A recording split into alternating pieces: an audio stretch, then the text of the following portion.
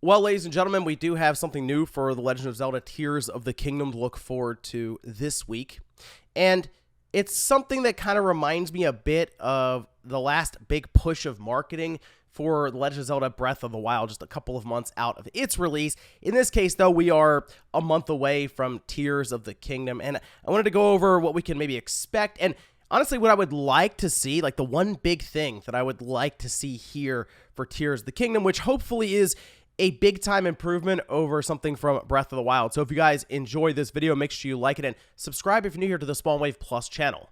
Let's head over here to Twitter. This was the announcement from Nintendo of America. Join us on April 13th, 7 a.m. Pacific time, 10 a.m. Eastern to watch the final pre-launch trailer for The Legend of Zelda Tears of the Kingdom live streamed on our YouTube channel. The trailer will be roughly 3 minutes long.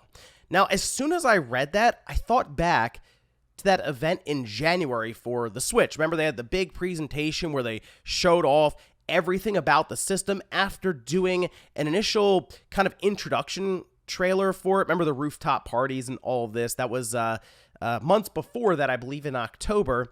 But to close out the big January presentation, they showed a trailer for The Legend of Zelda Breath of the Wild. There's a lot of anticipation that that was going to be a launch game, and the big thing that they obviously showed there was its release date. We don't need that for this because we know that it's coming out in a month, but something they could show us here could be on that same level where they really dive into the story itself through way of out of context screenshots, really, because they're going to cut back and forth between different events happening, I'm sure, and maybe give us sort of that aha moment that is happening in this game, because up until this point, a lot of mystery, and I mean, this being 3 minutes long, I still expect there to be a lot of mystery coming out of this presentation, or this 3-minute trailer. It's a big enough deal for them to live stream it rather than just drop it, which does tell me there's probably stuff later on in the trailer that they want everyone to kind of experience all at the same time, as people do like to jump through the trailer as soon as it's available and then start posting stuff online. Yes, that's how serious Nintendo is taking this, obviously, when it comes to spoilers and all these different things. They want it presented in a very specific way. But I am currently replaying The Legend of Zelda Breath of the Wild. And as I'm going through it, it's, by the way, it's been like at least 2 years since I went start to finish with this game. I would still come back from time to time and just look around for Korok seeds and all that. There's so many in there, and I didn't 100% find all of them, and I would just occasionally go back to Breath of the Wild and mostly just wander around in the world for discovering more things and all of this. But as I'm going back through it from start to finish now, and I've gone through 3 of the different Divine Beasts at this time, I think that's the part that I would like to see them improve on the most when it comes to Tears of the Kingdom.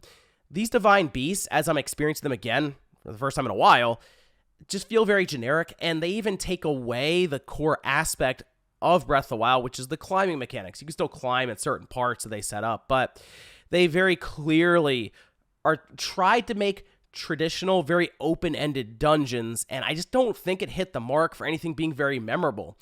I mean, I'm going back through it now, and nothing strikes me as, oh, I remember that this was a really good dungeon or good puzzle. I'm sure there are shrines people can look to for that, but the Divine Beasts just really have not hit in the way that I would have liked to have seen them, especially compared to more traditional Zelda games. If Nintendo can figure this out when it comes to Tears of the Kingdom, still have this very open-ended release where Breath of the Wild, you can basically do anything at any time, right? Outside of the Great Plateau, where you have to at least get your glider, which is all essentially a tutorial setup, and then you can go into the world, right? At that point, you can go to any of the Divine Beasts in any order, or you can run straight to the final boss. But in order to have that, they have to understand that you can legitimately go to any of these places at any time, so they can't necessarily wall anything off when it comes to items that you would normally get in a certain sequence with previous Zelda games, that more traditional dungeon setup. So I do wonder if with things like Ultra Hand, they can work that into some of these, I guess, Divine Beast / dungeons. Will they go back to being more traditional setup where maybe Ultra Hand is an ability you always have, but there are things around you that are only available in certain areas, as we saw with that kind of that lake that they were trying to get across, where they just happen to have logs and fans and stuff.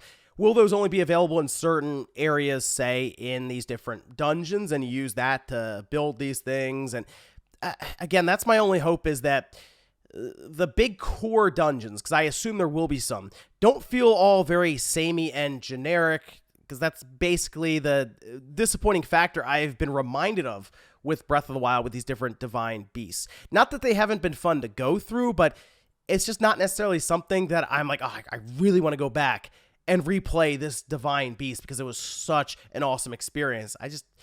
To be honest, I'd rather just run around in the world and even find shrines at times rather than do the 4 big dungeons that they set up. So that's what I'm going to be looking for with this 3-minute trailer, if they show glimpses of anything that looks unique in terms of dungeon setups or, I don't know, shrines. Basically, we're just trying to figure out the core structure of this game and how all that's going to work, and obviously glimpses here and there of the story itself and what exactly we're going through in this game. As a lot of people have run analysis on some very small sections, this seems like the final big push towards Nintendo's big time release for the year, and I'm looking forward to it. Very curious what we have on our hands, considering we're a month out from its release. But let me know what you guys think about all this down below and what you would like to see here with the roughly 3-minute long trailer that's going to air tomorrow morning. Thanks guys for watching, and I'll see you next time.